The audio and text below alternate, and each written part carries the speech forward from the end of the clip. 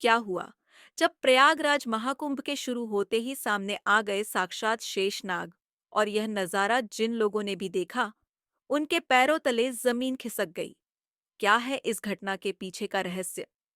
आखिर क्यों नाग देवता के दर्शन से ही प्रयागराज का शुभारंभ शुभ माना जाता है?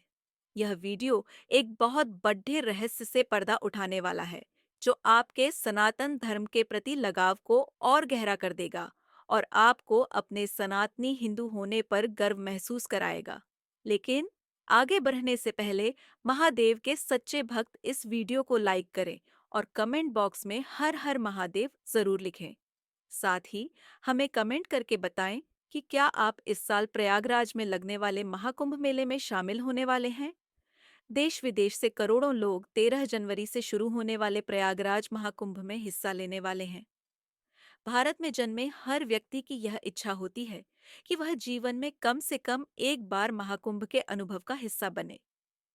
इस साल प्रयागराज में जो महाकुंभ लगने वाला है, वह 144 साल बाद आने वाला पूर्ण महाकुंभ है। यह विशेष ग्रह नक्षत्रों के संयोग के दौरान आयोजित किया जाता है। जो भी इस महाकुंभ में गंगा स्नान करता है और संगम में डुबकी लगाता है, वह अपने सारे पापों से मुक्त होकर मोक्ष का मार्ग प्राप्त करता है। देवी देवताओं का विशेष आशीर्वाद भी उसे मिलता है। आज हम जिस रहस्यमय चमत्कार की बात करने वाले हैं, उसकी शुरुआत होती है राजस्थान के जयपुर में रहने वाले सीमा और सुनील नाम के एक दंपति से। सुनील एक आईटी कंपनी में सॉफ्टवेयर इंजीनियर के तौर पर काम करते थे। जब उन्हें पता चला कि महाकुंभ की तैयारियां जोरों शोरों से चल रही हैं और 13 जनवरी से इसका आयोजन होने वाला है, तो वे बहुत उत्साहित हो गए। 12 साल पहले भी वे अपने पिता के साथ प्रयागराज के महाकुंभ में शामिल हुए थे, जहां उन्हें बेहद आनंद और शांति का अनुभव हुआ था। इसी वजह से वे अब अपने परिवार के साथ 2025 के महाकुंभ में जाने की योजना बना रहे थे। लेकिन उन्हें इस बात का अंदाजा नहीं था कि इस बार के महाकुंभ में उनके साथ एक बहुत ही चमत्कारी घटना होने वाली है। सुनील जी की बहन का घर प्रयागराज में था, इसलिए वे महाकुंभ से 20 दिन पहले ही अपने परिवार के साथ जयपुर से प्रयागराज के लिए रवाना हो गए। उस समय पूरे प्रयागराज में महाकुंभ की तैयारियां जोरों पर थीं। गंगा नदी की रोजाना सफाई हो रही थी। शहर के अलग-अलग स्थानों पर भव्य द्वार बनाए जा रहे थे और महाकुंभ को भव्य बनाने के लिए अत्याधुनिक तकनीकों का इस्तेमाल किया जा रहा था। सुनील जी अपनी पत्नी सीमा और 10 साल की बेटी जानकी के साथ प्रयागराज पहुंचे।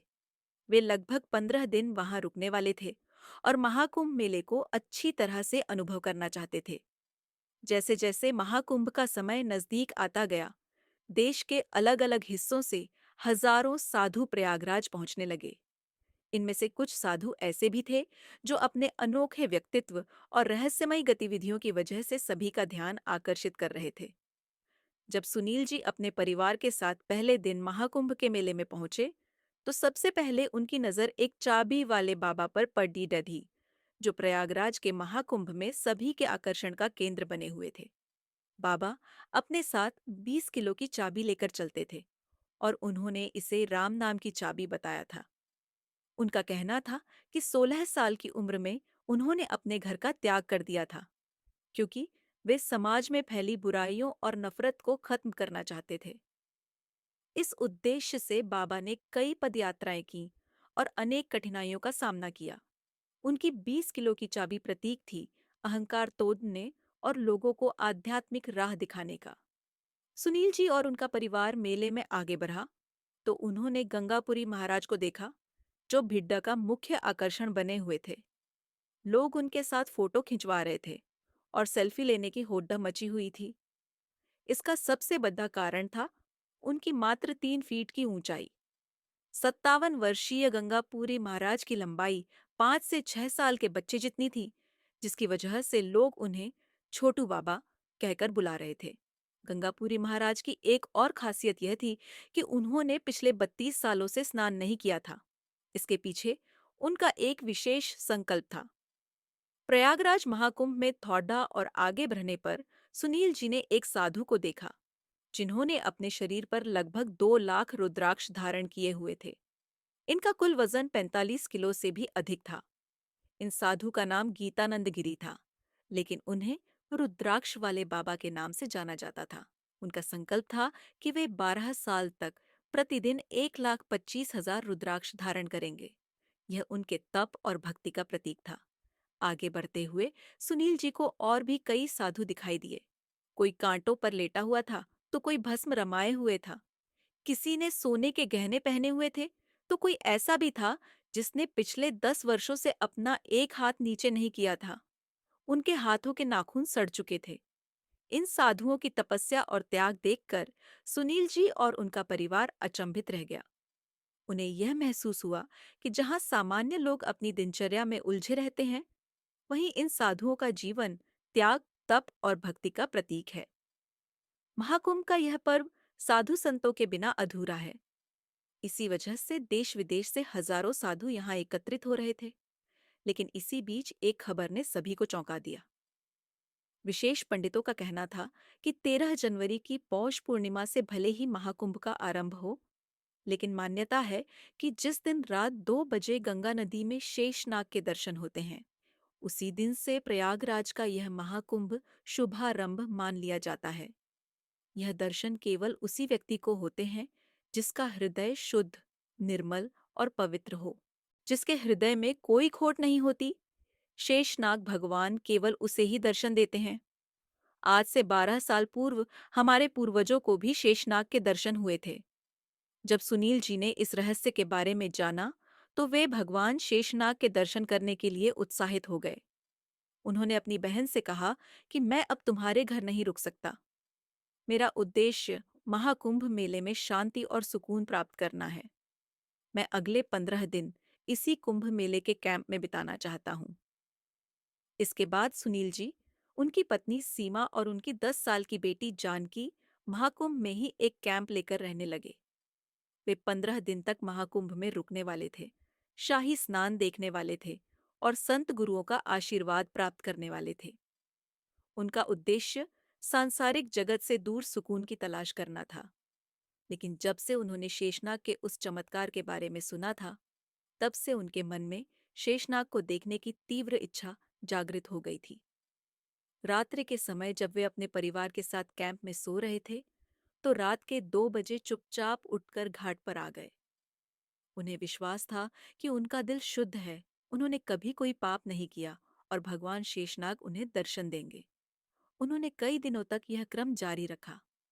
हर रात 2 बजे गंगा घाट पर जाकर बैठते, लेकिन शेषनाग भगवान के दर्शन नहीं हो पाए। लगभग 10 दिन बीत चुके थे।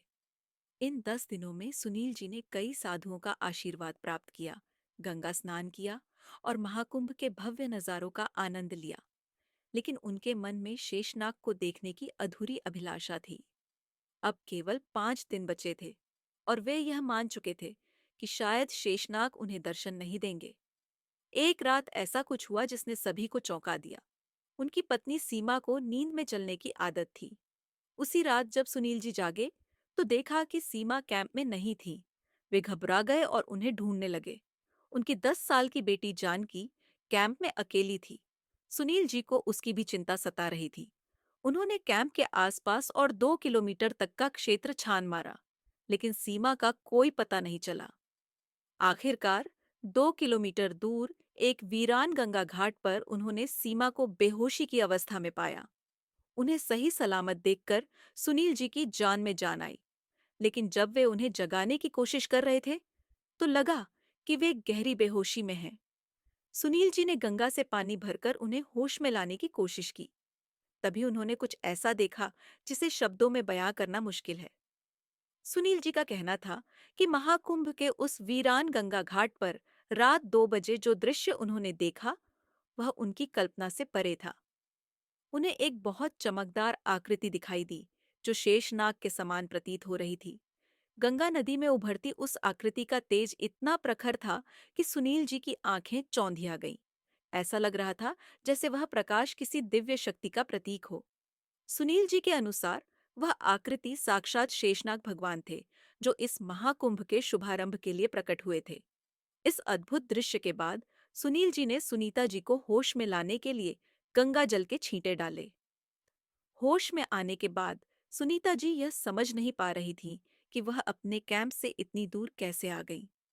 सुनील जी ने उन्हें पूरी घटना बताई, जिसे सुनकर सुनीता जी भी आश्चर्यचकित रह गई।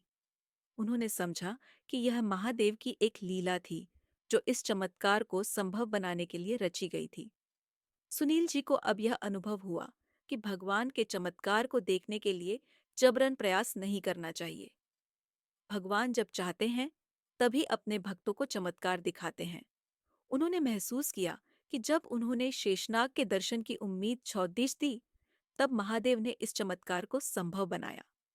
जब सुनील जी ने यह घटना साधु संतों को सुनाई, तो उन्होंने जयकारे लगाए और घोषणा की कि महाकुंभ का शुभारंभ हो चुका है। शेषनाग भगवान ने दर्शन देकर इस महाकुंभ को धन्य कर दिया। यह घटना सुनील जी और उनके परिवार के लिए जीवन का एक अविस्मरणीय अनुभव बन गई। महाकुंभ आस्था और भक्ति का ऐसा केंद्र है, जहां हर व्यक्ति अपने साथ अनमोल यादें लेकर जाता है। आप भी हमें कमेंट बॉक्स में बताइए, क्या आप इस महाकुंभ में शामिल होने वाले हैं? वीडियो अगर आपको पसंद आई है, तो इसे लाइक करें और हमारे चैनल को सब्सक्राइब करें। हर हर महादेव!